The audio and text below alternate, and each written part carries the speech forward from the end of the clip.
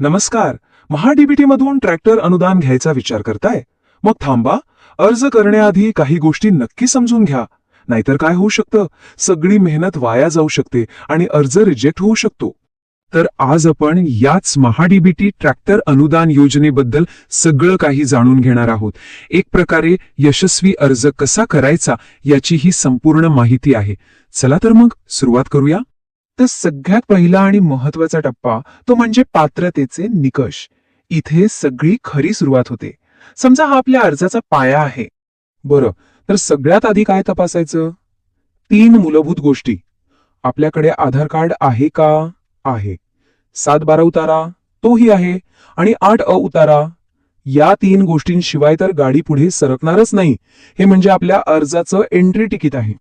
आता इथे एक गोष्ट लक्षात ठेवायची आहे. जर अर्जदार अनुसूचित जाती किंवा जमाती प्रवर्गातील असेल तर त्यांच्यासाठी एक कागदपत्र अत्यंत आवश्यक आहे आणि ते म्हणजे जातीचा दाखला. हो, ही एक विशेष अट आहे जी विसरून चालणार नाही. आता एक खूप महत्वाचा नियम आहे. ह्या योजनेमध्ये आपल्याला एका वेळी एकाच गोष्टीसाठी अनुदान मिळतं. म्हणजे कसं? एकतर आपण ट्रॅक्टरसाठी अर्ज करू शकता किंवा इतर कृषी अवजारांसाठी. दोन्ही बोटींवर पाय ठेवता येत नाही, म्हणजे दोन्हींसाठी एकाच वेळी अर्ज नाही करता येणार.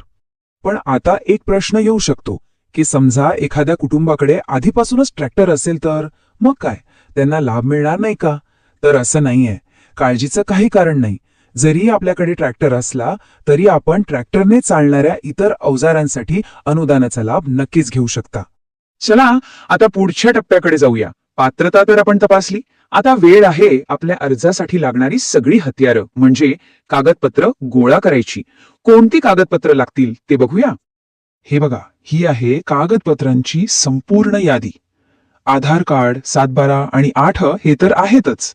त्यासोबतच फार्मर आयडी लागेल, जे यंत्र खरेदी करायचं आहे त्याचं कोटेशन आणि त्याचा तपासणी अहवाल, जातीचा दाखला लागू असल्यास एक स्वयंघोषणापत्र आणि हो, पूर्वसंमतीपत्र. ही सगळी फाईल एकदम तयार पाहिजे.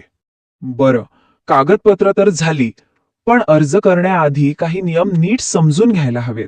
हे नियम म्हणजे रस्त्यावरच्या पाट्यांसारखे आहेत. नीट वाचले तर पुढे अपघात टळतो, म्हणजे अडचणी येत नाहीत. आता हा आकडा बघा, 10 वर्ष. फक्त एक आकडा नाहीये हा, यामागे खूप मोठा आणि महत्वाचा नियम आहे. तो काय आहे ते आता आपण पाहूया. तर नियम असा आहे की जर आपण या योजनेतून एखाद्या अवजारासाठी, समजा ट्रॅक्टरसाठी लाभ घेतला तर पुढची 10 वर्ष आपल्याला परत त्याच गोष्टीसाठी म्हणजे ट्रॅक्टरसाठी अर्ज करता येणार नाही. म्हणून निर्णय घेताना पूर्ण विचार करायला हवा. तर आत्तापर्यंत आपण काय काय पाहिलं? पात्रतेचे निकष, लागणारी कागदपत्र आणि काही महत्वाचे नियम. आता या सगळ्या माहितीनंतर पुढचं पाऊल काय असेल? थोडक्यात सांगायचं तर सगळी प्रक्रिया या 3 सोप्या पायऱ्यांमध्ये बसते. पहिली पायरी, आपली पात्रता तपासा. दुसरी, सगळी कागदपत्र तयार ठेवा. आणि तिसरी, नियम नीट समजून घ्या. बस इतकं केलं की अर्ध्याहून जास्त काम झालंच समजा. तर मग ही सगळी माहिती आता आपल्याकडे आहे.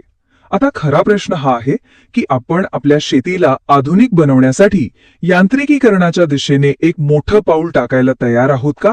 याचा विचार नक्की करायला हवा.